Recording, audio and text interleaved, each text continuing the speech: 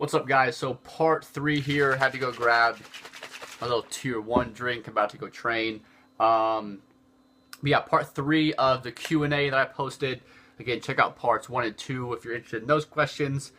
Gonna get right back into it. So this one is from D&P Pyrotechnics, I think. How many weeks into a cut should I start to implement refeeds, and how often should they be? That's a good question because I think refeeds are, I would say, misused.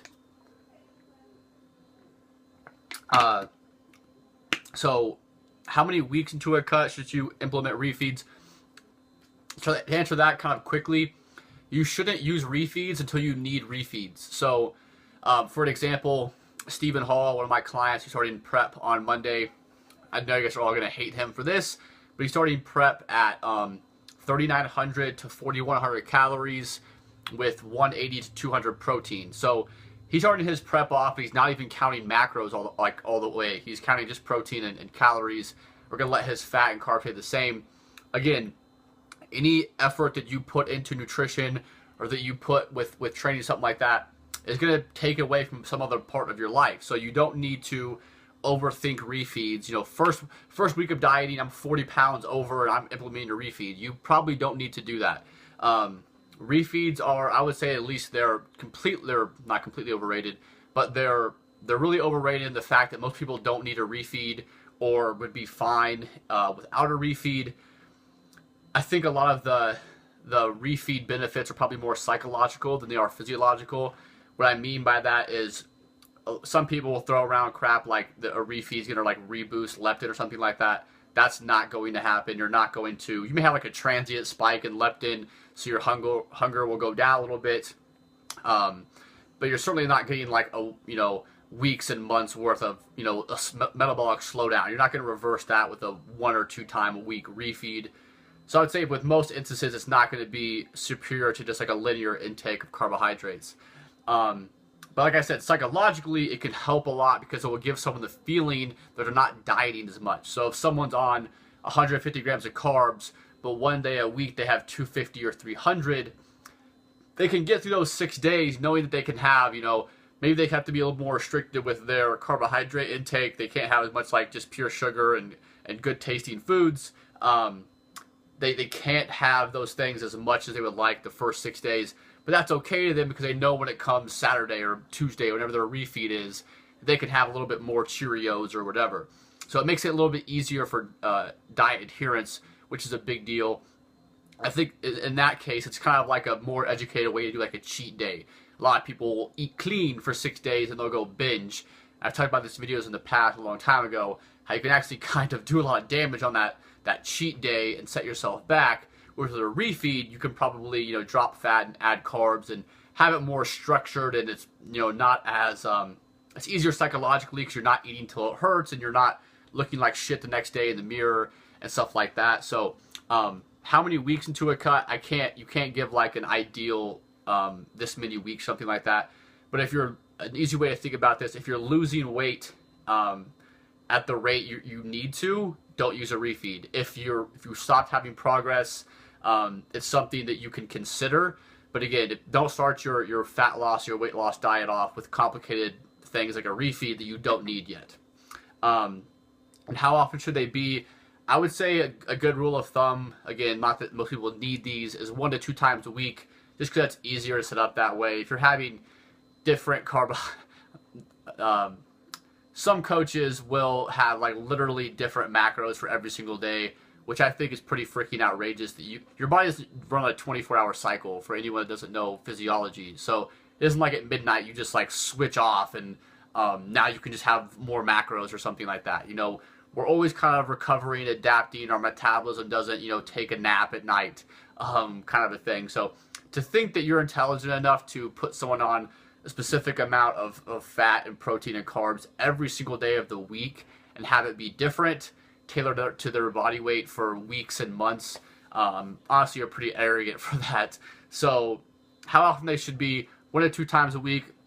That way you have like 6 days of stagnant macros, like 50, 300, 200, and then the whatever day that you want to have your refeed on.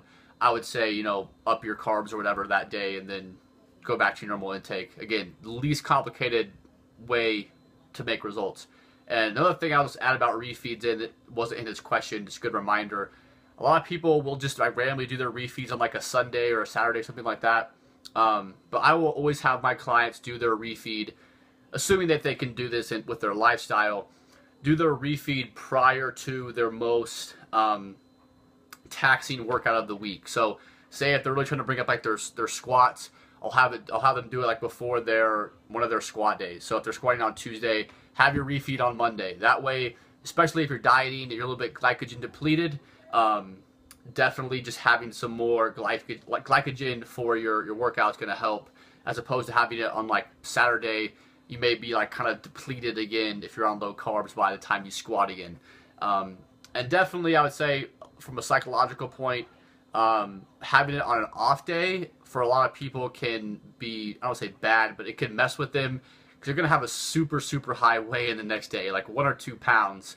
You know, you could be losing weight, having a refeed and jump up like 2 pounds. You kind of freak out a little bit. So having it a day where you actually like train or at least do some cardio so you don't see a huge jump in your weight can be helpful, especially if you don't have a coach and you're trying to like, you know, do things by yourself. Just have a happy new year to you, Greg. I have a Casey Reppin, Cameron Schneider quote, one of my really good friends. I think I just have one more question on Facebook, so I'll probably just end that here or on YouTube, and I'll do the Facebook questions for my last Q&A. Are progression patterns important, such as having a weight and sets each week, or progression through auto-regulation?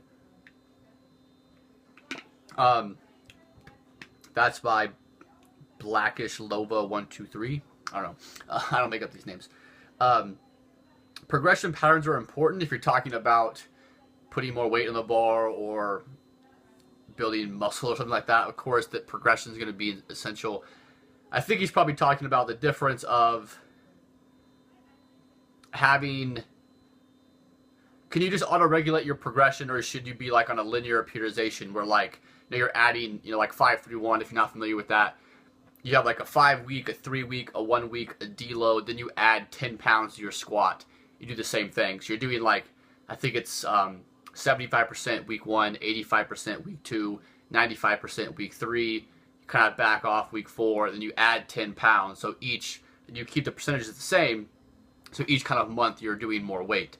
So do you need that, or can you do auto-regulation? And I think that either one will work. I think for a beginner, not sticking to percentage work is a good idea. Because like I said, if you're on 5-3-1, and say if you're just starting off, and you're on 5-3-1, you're only increasing your max 5 or 10 pounds a month. You could probably do that almost a day, maybe a week. So you're going to be selling yourself short with a lot of progression there.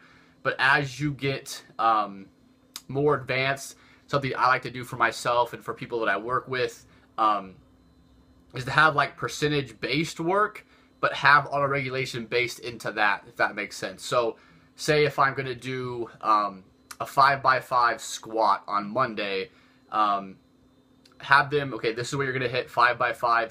Your percentage is 75%. Make it easy, say it's like 315, but then I'll say, okay, it's like 315 plus or minus 10 pounds. So start off at 315, hit your first set at 315, and see how that feels. If it feels like crappy, back off a little bit, you know, back off, maybe even a 10-pound buffer is a little bit less. Say, back off all the way down like 295 if it's really struggling.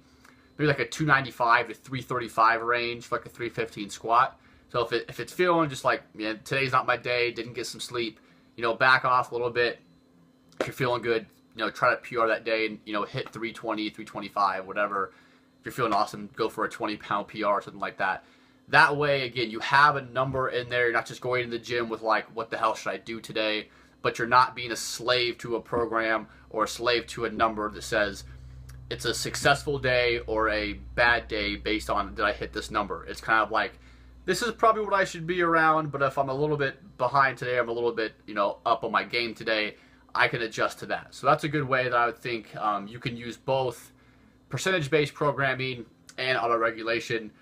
But yeah, both kind of ways will definitely make progress. You'll see people that don't have a program at all. They kind of do whatever the hell they want, and they bench press 315. Or you'll see people that do, you know, percentage-based work. They can bench 315, And then you have the other way around. You have people that do auto regulation and don't make any gains. You have people that do percentage work and don't make any gains. So hopefully, like I said, combining for at least most of my clients, especially the more advanced ones, it's easier to do as well, like the compound lifts, because you can just adjust a little bit better that way. Hopefully that answers your question. So yeah, I think this is part 3 or part 4. I'm not real sure. I'll find out when I edit this stuff. But yeah, I just have like 2 more questions on the Facebook page I think were good questions. So I want to get to those. And yeah, check that video out, guys. Thanks for watching.